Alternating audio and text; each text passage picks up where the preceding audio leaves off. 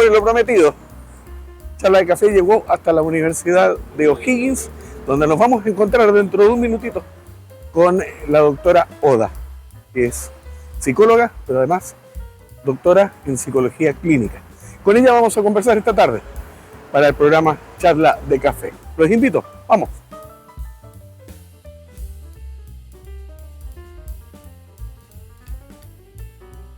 Bueno, estamos en la Universidad de O'Higgins, tal como lo prometimos, y nos ha invitado a esta universidad, a nuestra universidad de la región de O'Higgins, la doctora Camila Oda Montesinos, que es psicóloga y es doctora en psicología clínica, a quien le quiero dar la más afectuosa gracias por esta invitación y poder conversar con usted temas que son muy interesantes, que vamos a desarrollar a lo largo del tiempo, en la medida que usted nos acepte, y que obviamente también le van a interesar mucho a la gente que ve Charla de Café. Así que desde ya muchísimas gracias por recibirnos. No, gracias a usted.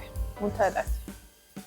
Doctora, ¿los adultos mayores en Chile son una especie aparte o podemos considerarlos integrados al conjunto de la sociedad?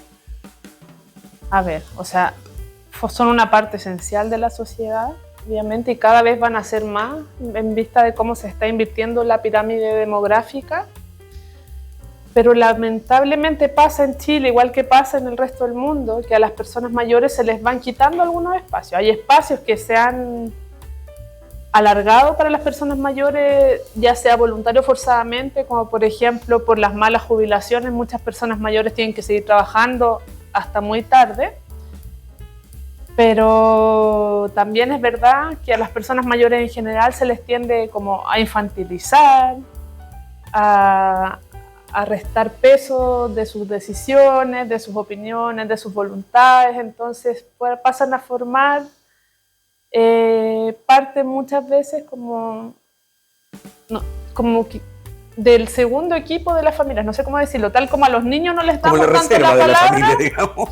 A las personas mayores muchas veces lamentablemente también se les quita un poco la palabra, la opción de llevar el barco, o si dicen algo y uno no está de acuerdo, uno dice, se puede evaluar. O sea, vemos que lamentablemente como el respeto hacia las personas mayores, aunque suene muy moralista, pero el respeto hacia que tienen todo el derecho a decidir, a opinar, a ejercer su autonomía cuando está conservada, se va restando.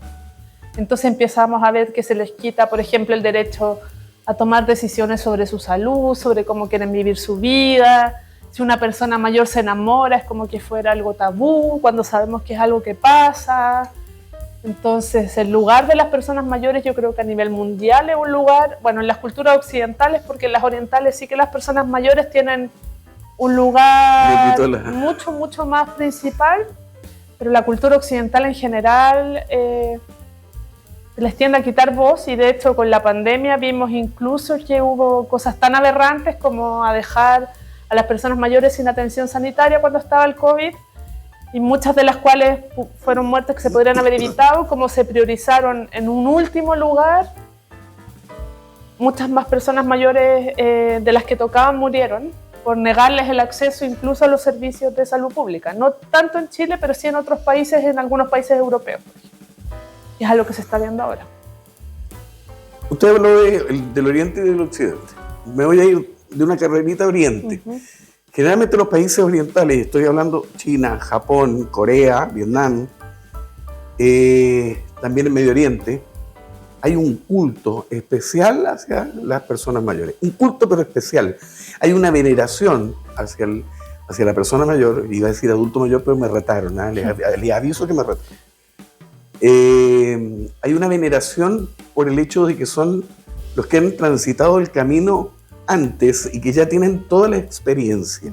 Eso no nos sucede a nosotros los latinoamericanos. Y tal como dices tú, en el caso de los latinoamericanos es como que los vamos desplazando, como que los vamos dejando de lado. ¿Cómo cambiamos esa mentalidad? ¿Cómo cambiamos esa cultura?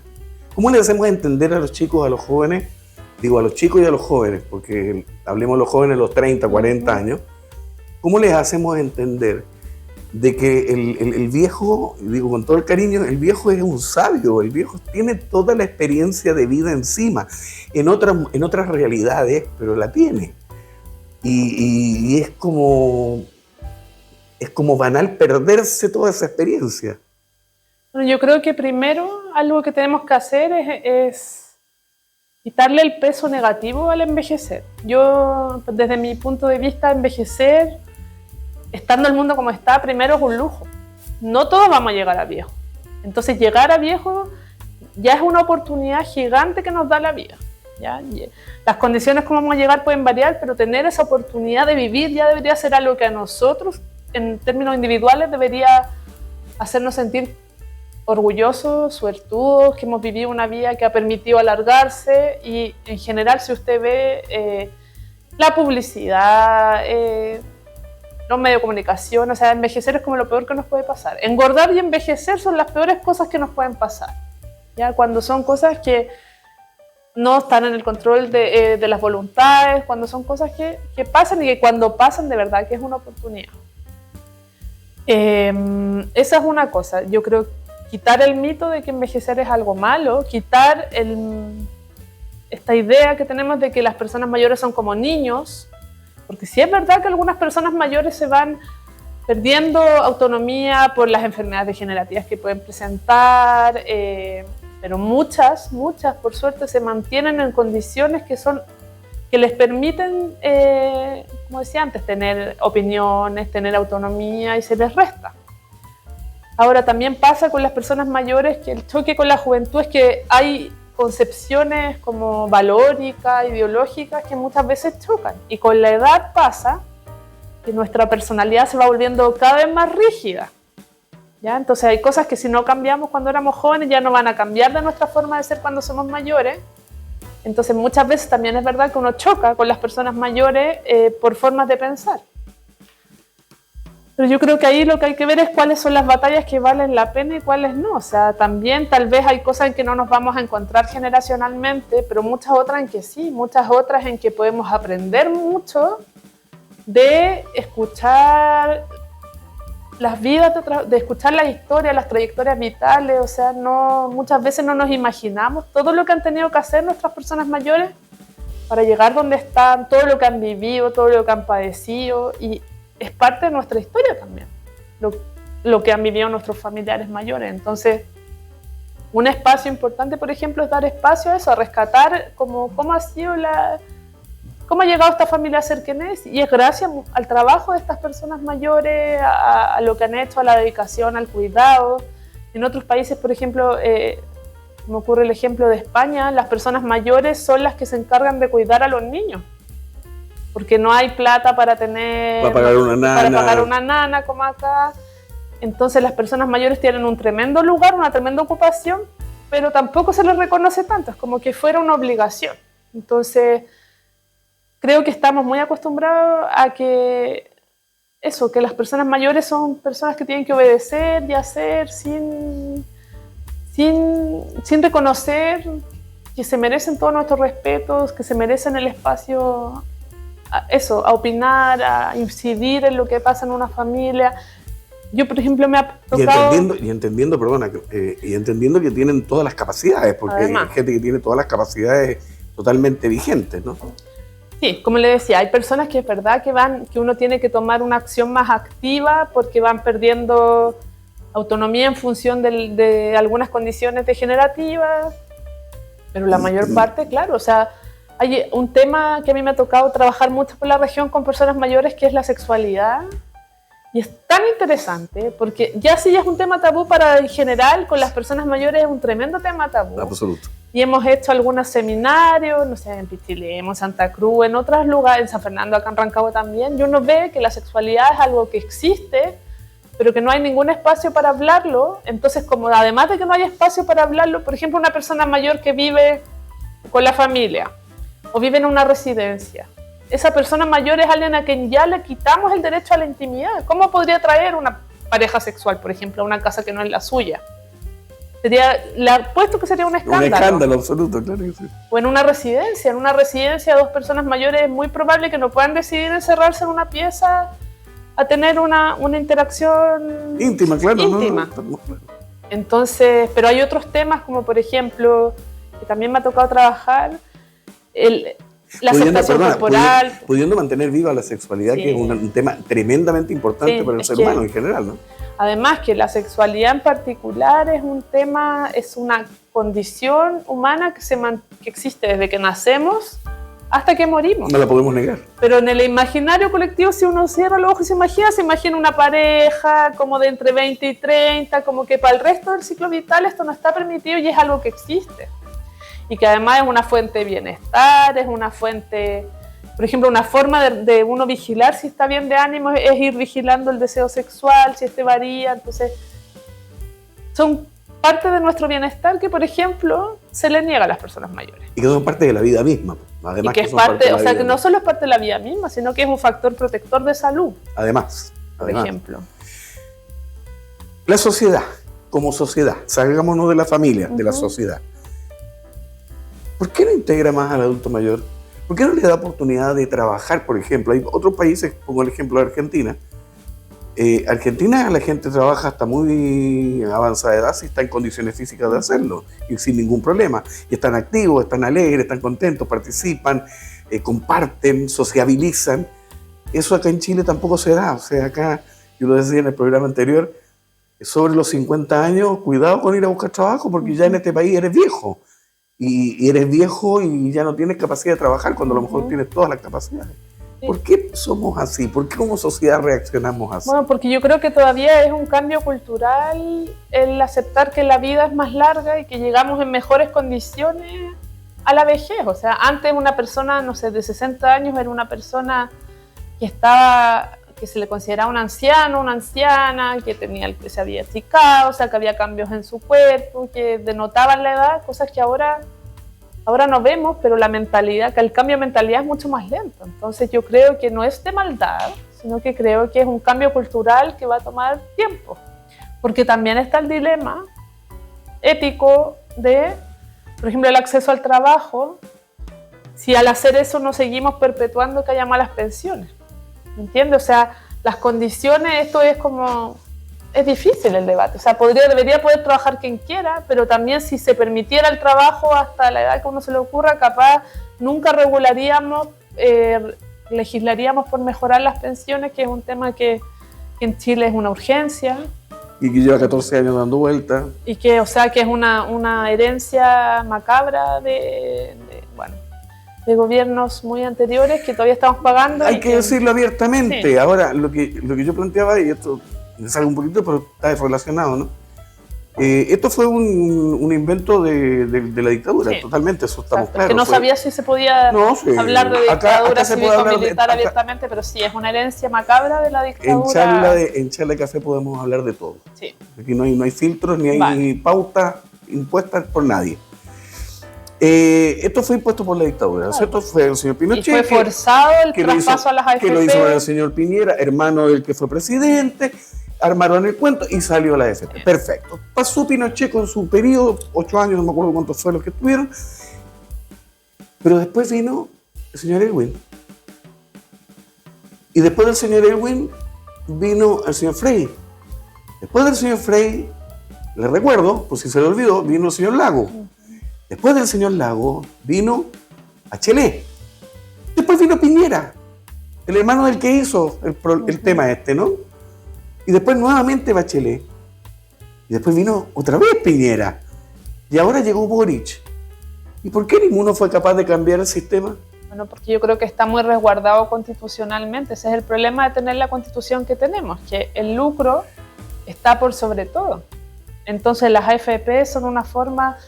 yo soy psicóloga, no soy experta en política, pero las AFP son una fuente de lucro inmensa. Entonces, una constitución que pone el lucro por sobre la calidad va a perpetuar estas cosas, lamentablemente. Lo mismo que pasa con el deterioro de la educación pública, o sea, mientras el lucro esté como valor principal, siempre vamos a seguir viendo este deterioro y que es muy bestia, porque a mí me pasa, por ejemplo, que mis papás, uno jubiló por el sistema antiguo y uno por la AFP, No hay comparación. No hay comparación. Y trabajaron, o sea, los mismos o más años el que jubiló por AFP y no hay comparación. Y es una injusticia social gigante, es una desprotección, porque además la salud, si no hay recursos económicos, se ve, el acceso a la salud se ve deteriorado por muy FONASA que uno sea, entonces es un... Que no hay ninguna garantía de ser de FONASA. Es un sistema macabro, es un inmediatismo, eso es una forma de negar que la vida, las condiciones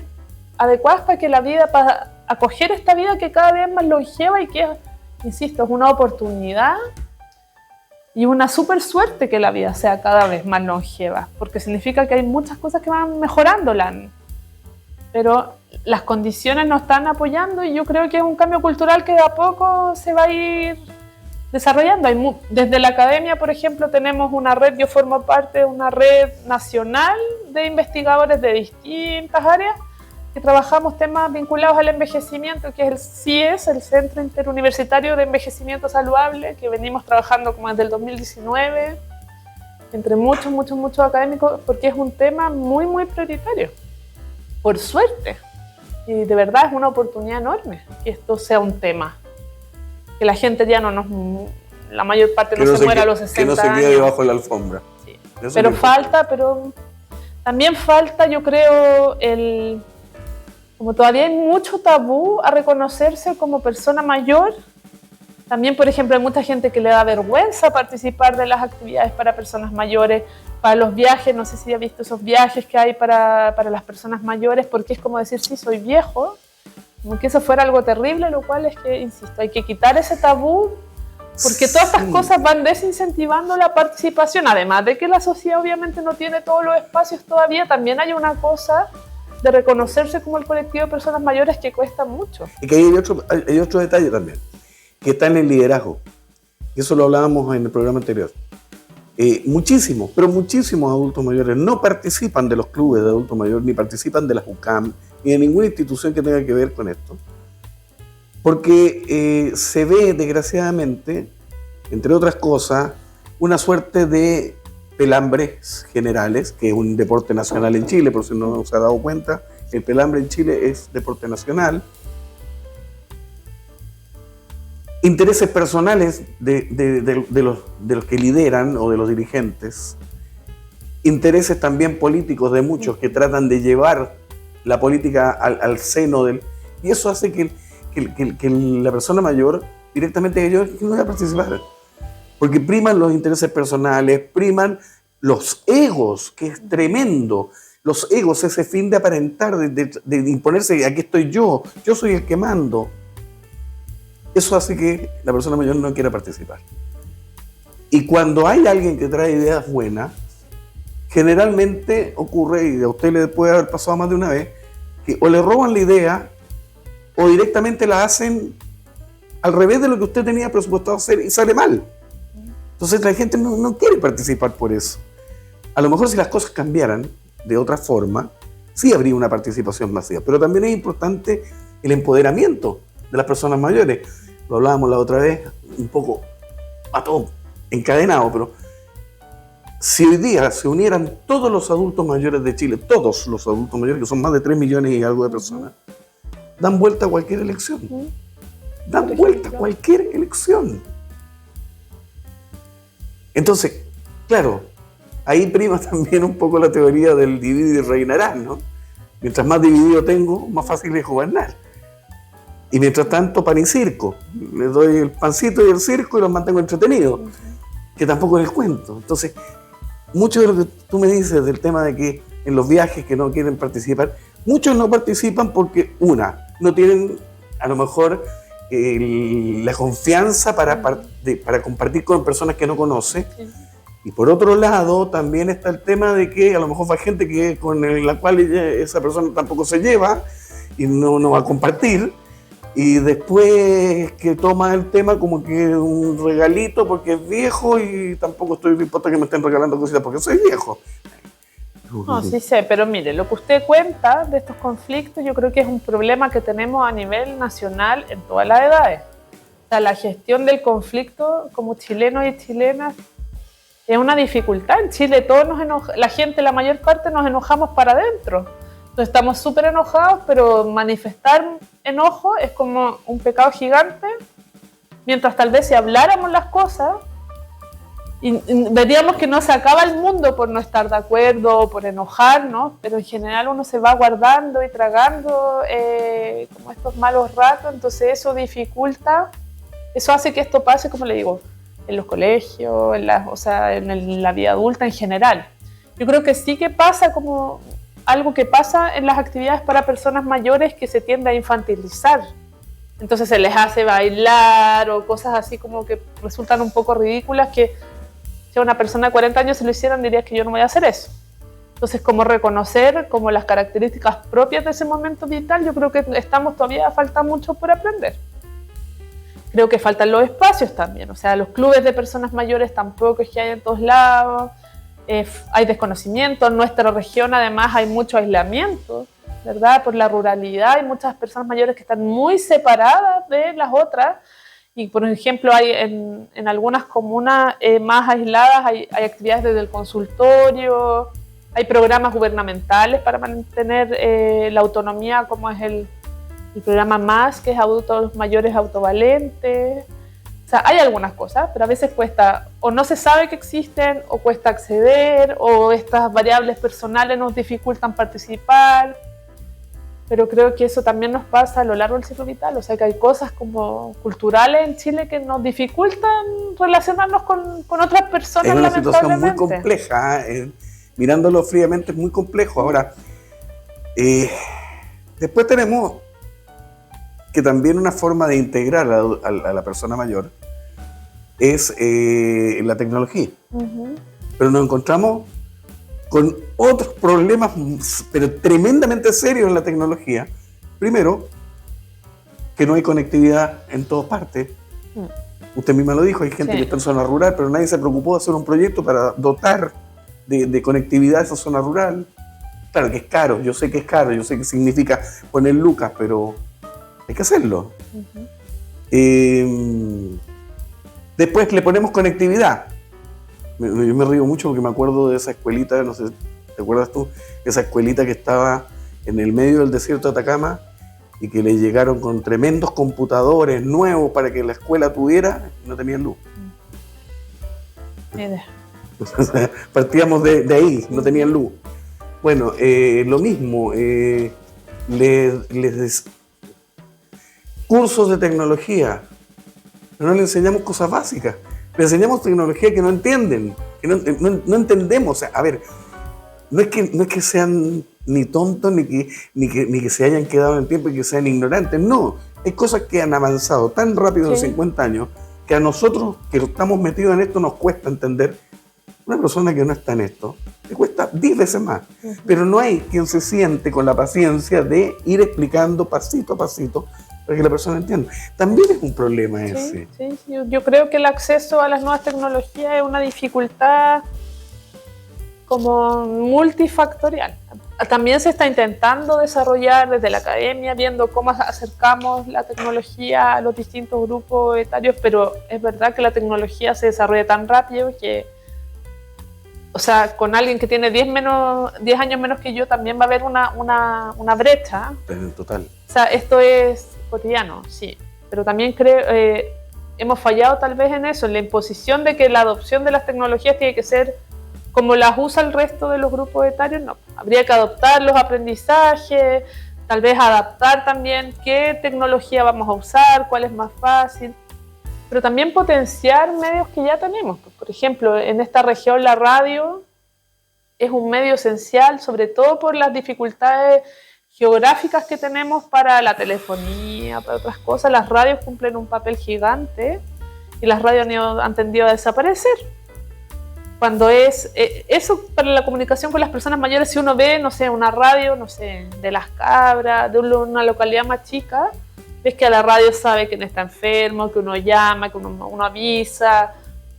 O sea, también creo que hay que potenciar los medios que sí que tenemos más cercanos, pero también es verdad que hay una deuda en cómo hacemos que estas tecnologías resulten un poco más amables, más accesibles, cómo acompañamos. Ahora, Las barreras geográficas también nos pasó a nosotros como universidad cuando fue la pandemia, que llegar a nuestros alumnos que estaban más alejados es complicado porque todavía las telecomunicaciones no se han expandido de forma más como, no sé cómo decirlo, más ecuánime para todas las localidades. Pero bueno, de a poco vamos avanzando. Volvemos a lo que hablamos en un principio, ¿no es cierto? Volvemos al factor Lucas, al factor plata, o sea, todo se monetiza. Y claro, obviamente los costos no son los mismos. Dotar de conectividad Rancagua, donde hay 3 millones o 2 millones de personas, a 500.000 personas, hacer conectividad a un lugar donde hay 10 y están desparramados. Sí, pues, saben que también en Rancagua estamos en un hoyo. Entonces eso también hace que las telecomunicaciones estén un poco más fácil que en una localidad que está entre los cerros. Entonces también nos enfrentamos a esas como particularidades del territorio que dificultan, aunque tengamos todas las intenciones. Pero yo creo que de a poco hay que fortalecer las organizaciones locales, sobre todo. La participación social es esencial para mantenernos saludables a lo largo del ciclo vital. Eso es algo que se ha probado, que es indispensable, que nos ayuda, que nos protege del deterioro, que nos protege de los trastornos del ánimo. Entonces, ¿cómo la potenciamos? Bueno, primero desde lo local, fortaleciendo lo local, dando recursos a las agrupaciones, aunque sean chiquitas, facilitando, no sé, apoyando en los traslados. Esa es una primera cosa que yo creo que nos podría ayudar.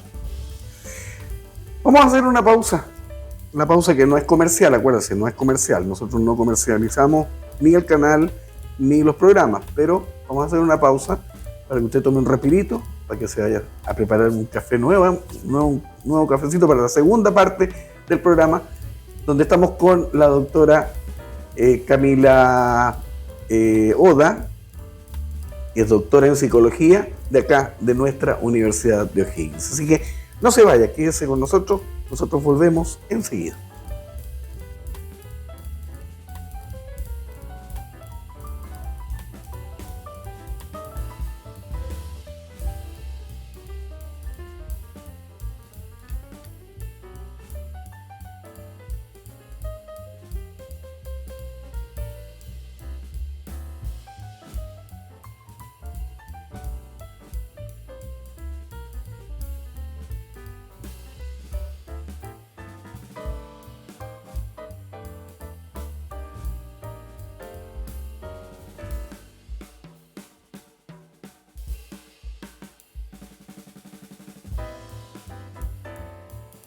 A la segunda parte de Charla de Café con la doctora Camila Oda, acá en la Universidad de O'Higgins, doctora en psicología clínica y parte del instituto es... Sí, de Ciencias Sociales. Instituto de Ciencias Sociales de nuestra universidad. Camila, hablamos un poco de lo general, pero dentro de los problemas que enfrentan las personas mayores, yo creo que no solamente en Chile, en América Latina en general, tenemos los problemas económicos que derivan de las pensiones, tenemos los problemas de salud propios del adulteo, de la tercera edad, de las personas mayores, pero también tenemos esos aspectos psicológicos que derivan de otros problemas y que al final de cuentas causan un deterioro significativo y profundo. Cuéntanos un poquito sobre eso.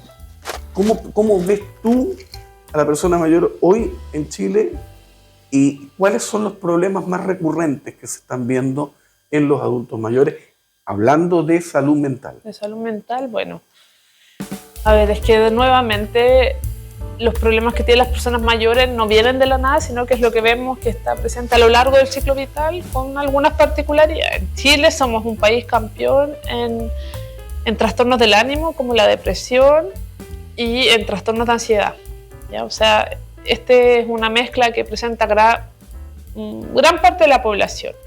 Y en las personas mayores, cuando sumamos la carga, como con lo que ya venimos de nuestra historia, más el aislamiento, más el ir perdiendo el cuerpo cambia, ¿verdad? Y la adaptación a estos cambios a veces no es tan favorable como quisiéramos. Todo eso aumenta el riesgo de presentar algún problema como los que le digo.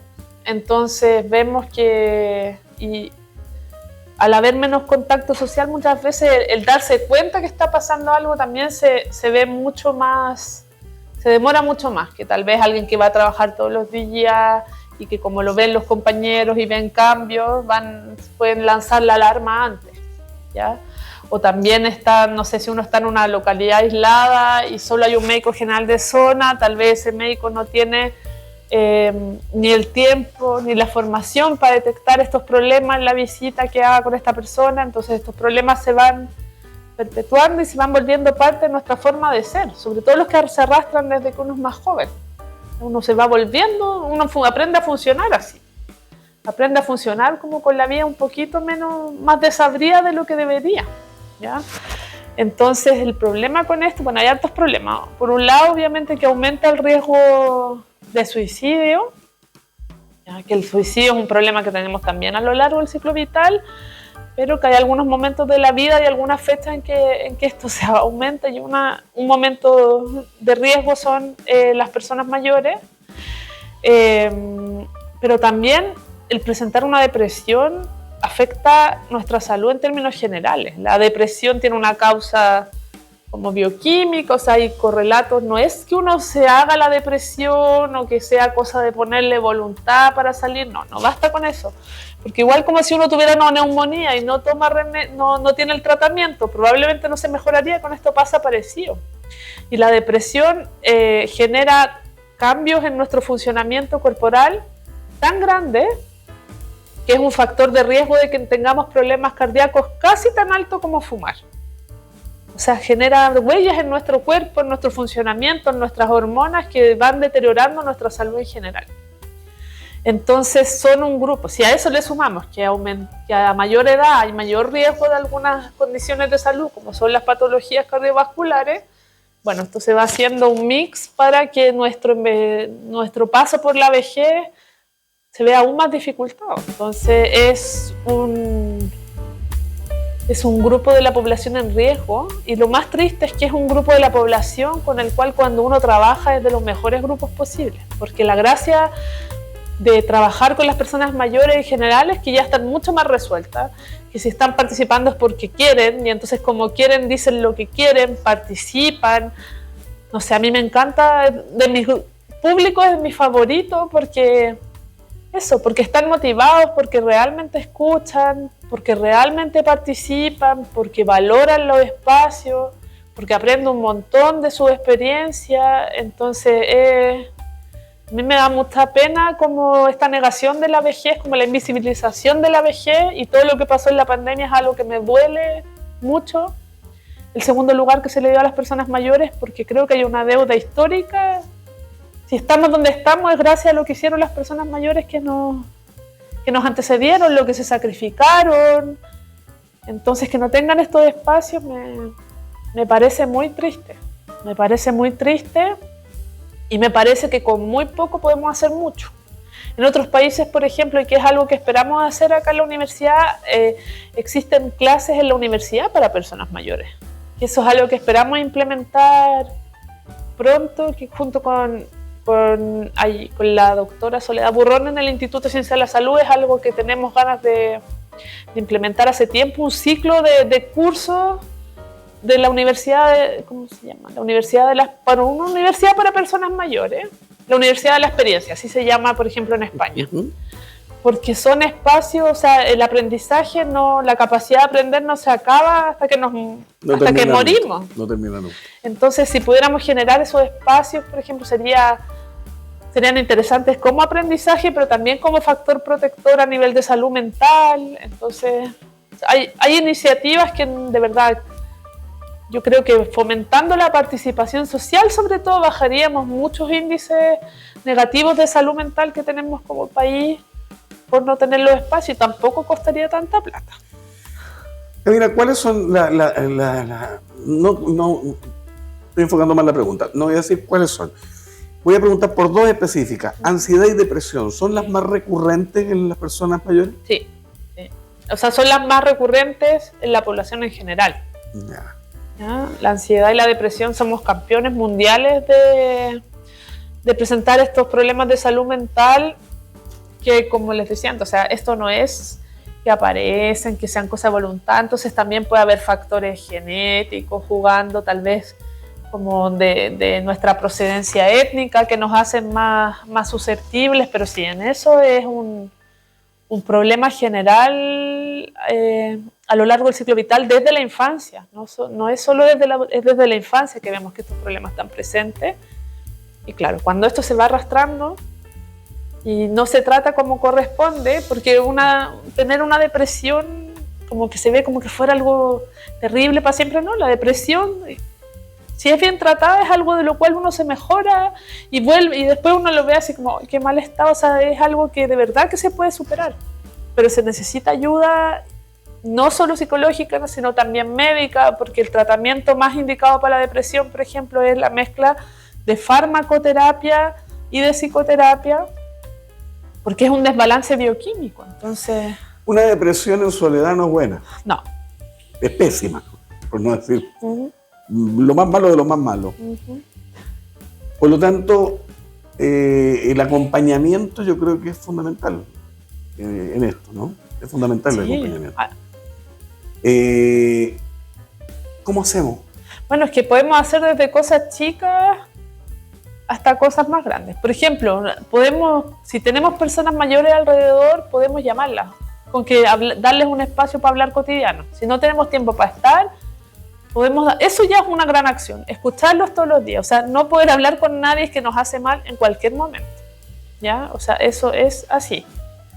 Esa es una forma, intentando hacerlas partícipes de lo cotidiano, aunque haya que adaptar los espacios, no sé, capaz no vamos a poder ir a caminar 20 kilómetros con una persona mayor, pero tal vez tampoco lo vamos a poder caminar con una persona de 20 años que es sedentaria. O sea, adaptar las actividades para que todos podamos participar, aumentar los espacios, como les decía antes, de reunión, eso sería algo clave, las actividades dirigidas a personas mayores, para que se puedan conocer, para que puedan conectar, para que puedan aprender algo nuevo también, obvio, pero dar espacio a eso, de vincularse, de que alguien se dé cuenta. Si a veces algo que afecta mucho la depresión es esa sensación de que nadie se va a dar cuenta si a mí me pasa algo. Esa soledad existencial profunda es algo que obviamente agrava muchísimo más el riesgo en salud mental, entonces el aislamiento es como nuestro mayor enemigo. Hay gente de todas las edades viendo el programa. De todas las edades. Yo sé que hay gente, persona mayor, y también hay personas que no son personas mayores. Pero usted dijo algo muy importante, el hecho de a lo mejor llamar. Y si tú estás escuchando, usted está escuchando, hijo, nieto, no me voy al bisnieto porque ya sería mucho, pero hijo y nieto, están escuchando lo que acaba de decir la doctora. Creo que es fundamental eso de tomar el teléfono. Tomamos el teléfono todo el día, estamos con el teléfono todo el día, hablando con gente que no conocemos, chateando con gente que no tenemos idea de quién es ni dónde está. Hay que tomarse un tiempito del día para el abuelo, para el papá. Un ratito, como dice usted, un ratito, hacerlo partícipe de lo que me está pasando a mí. Hacerlo partícipe de mi vida, yo participar en la vida de él, saber qué es lo que le está pasando. No es tan difícil. 5 minutos, 10 minutos por teléfono. Papá, mamá, ¿cómo están? ¿Qué es lo que has hecho? ¿Qué hiciste hoy día? ¿Qué comiste? ¿Te sentís bien? ¿Tenías algún...? Eso, que se sienta tomado en cuenta, sí, que se sienta que hay alguien que piensa, que se sienta que existe, y no que ya no pasó por una goma de borrar y se borró. Porque hay algo muy macabro que pasa además, que en general, ¿cuándo reciben atención las personas mayores? Cuando están enfermas. Entonces, como que toda la comunicación se genera a partir de que tengan algún problema, entonces a veces incrementan las quejas. No es hacerse, sino de verdad uno siente malestar, pero uno va aprendiendo un patrón relacional en que cuando tengo atención, cuando estoy enfermo, cuando me siento mal, entonces después uno dice, hoy puro se queja esta persona cada vez que la llamo, pero también a ver si somos capaces de preguntar más allá de la salud. ¿Qué hiciste? ¿Qué comiste? Como decía usted. Eso, o sea, cosas cotidianas, que vayan mucho más allá porque también hay que como entrenar este patrón de que no solo como la ausencia de enfermedad no es la excusa para allá, entonces no llamo, sino que a mí me interesa el bienestar general de la otra persona. Y comentar cosas del día a día. Por ejemplo, a ver, yo lo pongo como ejemplo, no es muy buen ejemplo que voy a poner, pero mi hija, por ejemplo, sabe cuáles son los gustos del papá. ¿Ya? Sabe más o menos los gustos del papá. Entonces me llama por teléfono de repente, no siempre, pero me llama por teléfono de repente. Y me dice, papá, ¿viste tal película en Netflix? No tengo idea qué película es. No tengo idea, porque yo no ando viendo todas las películas. Y me dice que es de las que te gustan a ti, esas de así como de miedo, así. Vela porque está muy buena. Entonces ella me pasa el dato y yo veo la película, después le comento y ella me comenta. Es un ejercicio súper bueno también. Porque es participar de algo o sabiendo los gustos de la persona mayor que tienes al lado, o sea, o que participa, que pertenece al grupo de uno, ¿no? Y ahora yo creo que también pasa algo que dificulta la comunicación en general, es que como nos enojamos para adentro, de nuevo vuelvo a eso, muchas veces uno siente que va a hablar y va a empezar a pelear.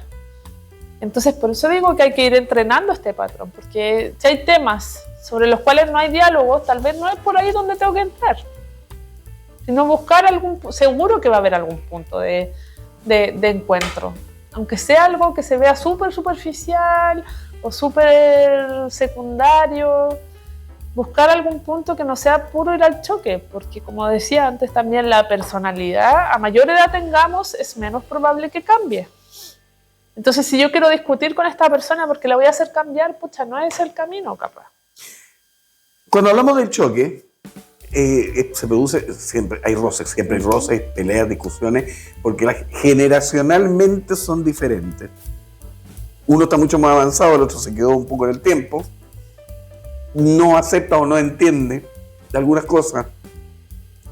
Como usted lo decía al principio, en la sexualidad, por ejemplo, está claro, o sea, un abuelo, y con todo el respeto que me merecen los abuelos, un abuelo que ve al hijo o a la hija que le está enseñando sexualidad al hijo, es muy posible que el abuelo ponga el grito en el cielo porque para él no es la forma. Y a lo mejor para el padre o la madre sí es la forma porque los tiempos cambiaron. Pero tampoco nadie se sentó con la persona mayor a plantearle estos cambios que han habido y cómo se evolucionó en la comunicación en este sentido. Cosa que en la práctica no pasa. Señora, señor, no pasa porque no hablamos de sexualidad con los hijos, no hablamos de sexualidad con los adultos mayores, con las personas mayores. No se habla de sexualidad. En general. Son temas tabú. Eso no pasa. Todo lo que yo les relaté recién, olvídelo, es mentira, no pasa. Pasa poco. O pasa muy poco. Pero si se diera en la especie, podría pasar esto, esta diferencia generacional que hace que unos fueron criados de una manera, los otros tienen otra mentalidad porque avanzó, porque evolucionó todo, pero nunca se sentaron a conversar antes de que se produjera el quiebre, el choque. Sí, pero yo creo que también estamos muy basados en el prejuicio de creer que eso es lo que va a pasar. A mí me ha pasado como divulgadora, no sé, pues cuando voy a dar las charlas sobre sexualidad, cuando partí decía, hoy nadie me va a pescar, se van a enojar, y era así una recepción increíble. Después hicimos algunos programas radiales con el tema y fue súper bien acogido. Y el año pasado decidí cambiar el tema y yo estudio, sobre todo investigo trastorno alimentario, entonces hablé de la insatisfacción corporal. O sea, de cuánto uno acepta el cuerpo, cuánto no. Y también dije, este tema sí que no les va a gustar. Les encantó, porque nunca habían tenido el espacio para hablar, porque se asume que una persona mayor ya el cuerpo no es tema y sigue siendo tema. O sea, creo que el prejuicio de que el tema no va a ser aceptado también muchas veces nos hace callarnos. Y también el miedo a la discusión, que la discusión por sí, o sea, no es nada negativo. Así que hay que probar, yo creo. Doctora Camila Oda, psicóloga y doctora en psicología clínica de la Universidad de O'Higgins. No tengo más que agradecimiento. No. El programa es corto, dentro de todo es una hora, se nos hace muy chiquito. Yo sé que sus tiempos andan súper copados, pero dentro de lo que podamos, la voy a seguir convocando para que sigamos hablando. Cuando se pueda. Vamos a ver cuál es la reacción también de la gente, pero yo creo que tenemos mucho que desarrollar tanto con las personas mayores como con el resto de la población de otras edades. Hay mucho que hablar, hay mucho que conversar. Pero primero agradecerle infinitamente la Gracias por la predisposición invitación. que nos haya traído hasta su casa, desde su casa. Y obviamente que haya participado en Charla de Café. Espero que se haya sentido cómoda. Sí, muy. Pero la idea es esto, conversar los temas, hablarlos, plantearlos, sin barreras, sin pautas, sino que una conversación, que creo que es muy interesante y muy importante hacer. Perfecto, muchas gracias. Así que desde la universidad... Gracias a todos por oírnos. Eso, desde la Universidad de O'Higgins nos despedimos junto con la doctora, agradeciéndoles a todos esa tremenda voluntad que tienen de acompañarnos y de participar con nosotros cada semana. No se olviden, todas las semanas Charla de Café va a tener un tema y un invitado especial para conversar lo que nos interesa. Nos vemos en el próximo capítulo. Gracias.